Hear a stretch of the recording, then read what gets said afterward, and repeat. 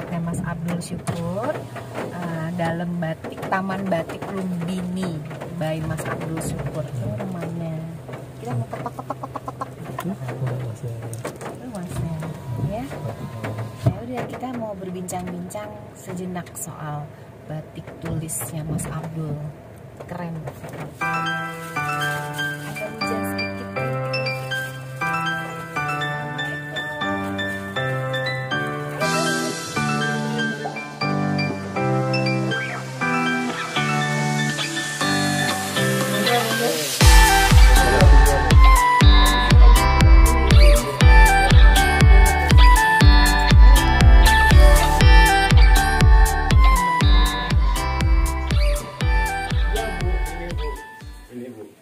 Satu contoh batiknya Mas Abdul nih, nitik kembang ketak. Kenapa disebut nitik tuh? Kenapa sih Mas? Kok disebut nitik tuh kenapa? Teknik mencantingnya itu berbeda dibanding dengan batik tulis lain. Batik tulis itu cantingnya itu kan kalau keluar malam keluar dari canting itu kan pasti bulat.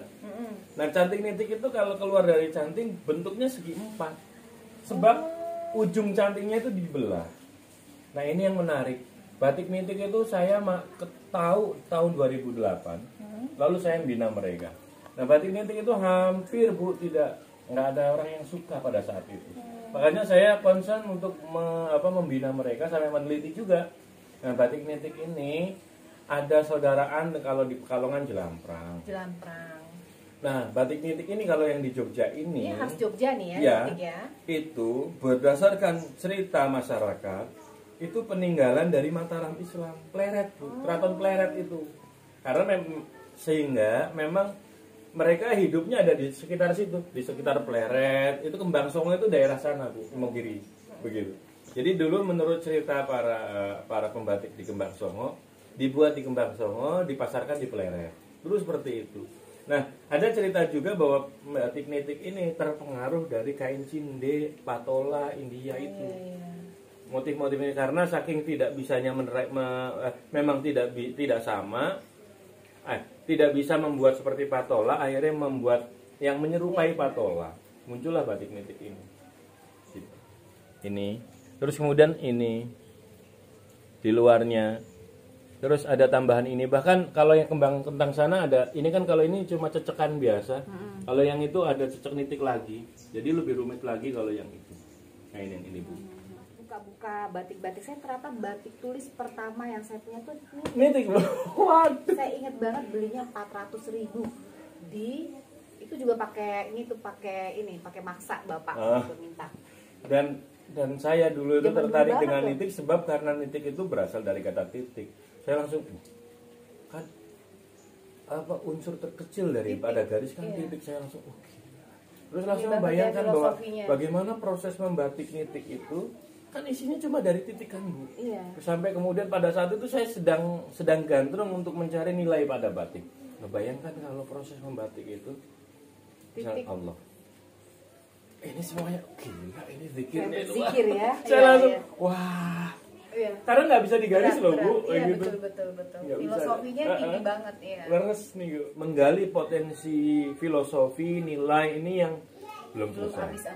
Belum habis. Misalnya contohnya, ini aja saya baru menemukan dan itu kan masih dari menurut saya dari belum tergali semuanya. Iya, gitu. Bahwa kembang kentang itu kan sempat saya cerita itu. Kenapa kembang kentang ada di Jogja? Bukankah tanaman kentang itu ada di dataran tinggi kan? Nah, Jogja itu bukan dataran tinggi.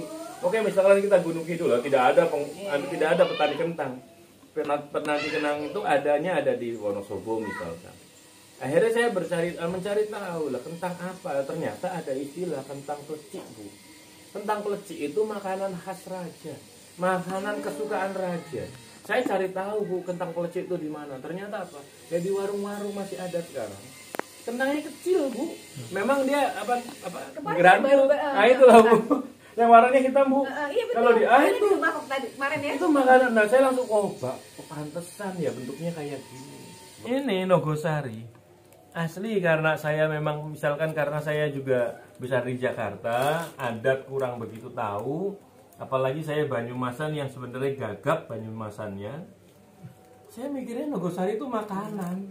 Iya pasti dong. Saya juga pikir kue pisang kan mas. Betul, betul Bu. Saya juga mikir gitu kue pisang. Tapi ya udah saya nggak mau mikir panjang lebar ya. Oh ya Nogosari ya wes gitu. Tapi kemudian saya semakin bertanya-tanya ketika loh kok itu orang kayu banyak ngomong Nogosari, itu Nogosari. Akhirnya satu hari ada datang ke sini Bu, adik kelas saya mau nikah, minta petunjuk ke saya.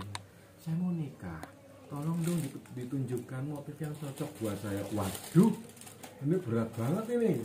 Akhirnya saya langsung ngobrol, saya ajak ngobrol. Ternyata karena memang dia orang kayak kayu gitu, tahu tentang kayu, terus kemudian sampailah pada motif Nogosari. Kayu Nogosari. Kayu Nogosari. Kamu pakai motif Nogosari aja kalau kamu suka dengan kayu Nogosari. Sampai tak bilang begitu. Oh iya?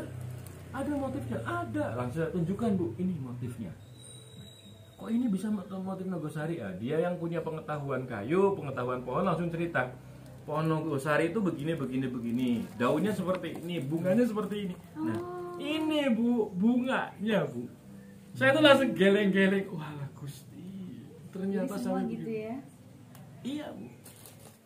Ini nggak sengaja saya menemukan di Facebook. Sulit Bu untuk dapat warna ini. Sulit Bu. Wah, putarannya udah berapa kali itu. Bagus banget nih.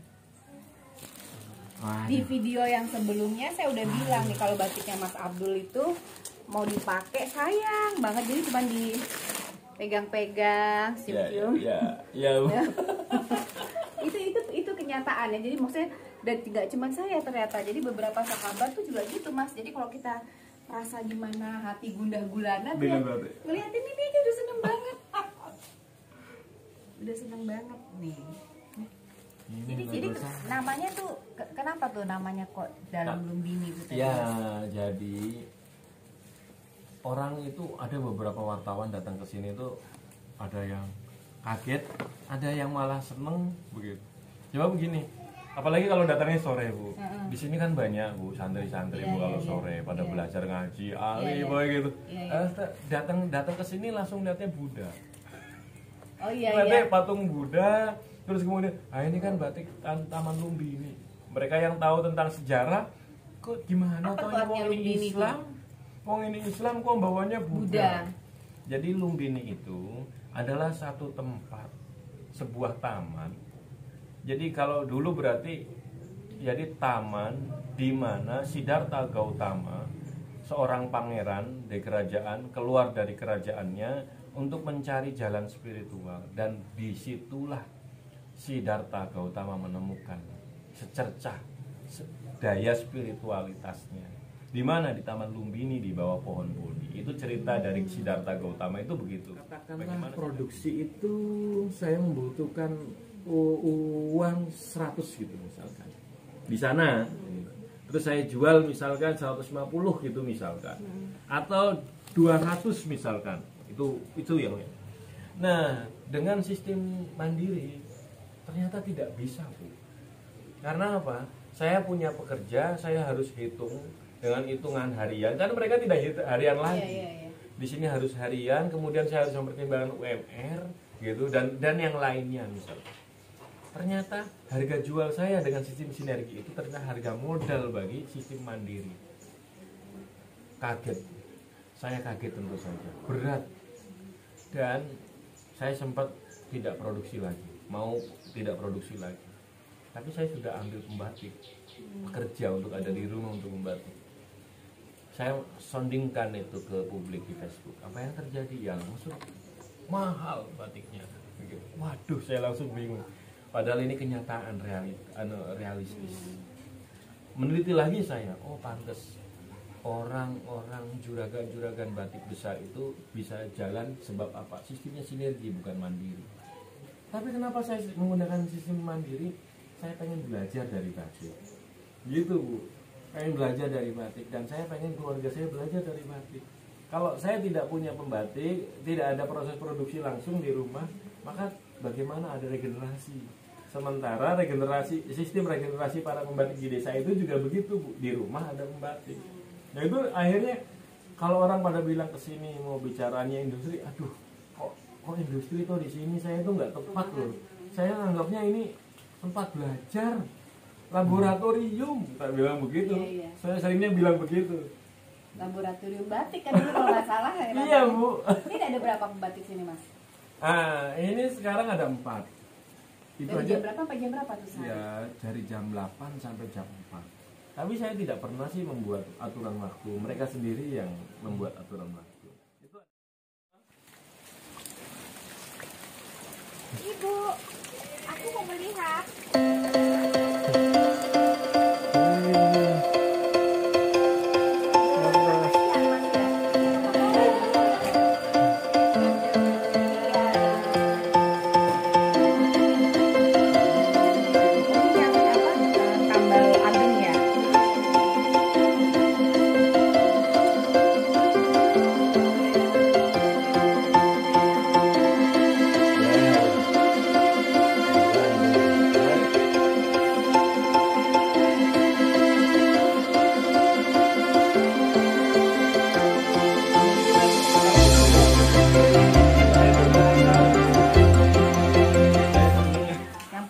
ini namanya proses tambal greening. alit. Pak, ini proses greening ini, Pak.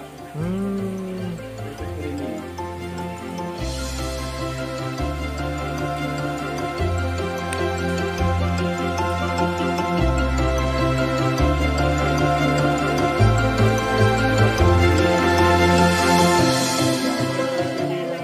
Amin. Masuk dulu nih, Mas. Gini, gini. Sukses terus. Hati-hati, Bu. Dikit, Tetap. gini. Iya, iya. Amin, amin, amin. Sehat anak-anak. Ini gimana sudah selesai dari Nggak tahu ya, sebenarnya sih pengen terus denger ceritanya Mas Abdul. Tapi udah lama banget, kasihan. Wah, enggak. Kalau ngobrol ya begini ini 24 jam bisa. Nanti aja kapan-kapan kita kesini lagi. Itu kalau tiba-tiba ada pertanyaan boleh ya? Oh, Mas, ya? boleh. Boleh sekali. Iya, Pak Abdul. Makasih, Mas.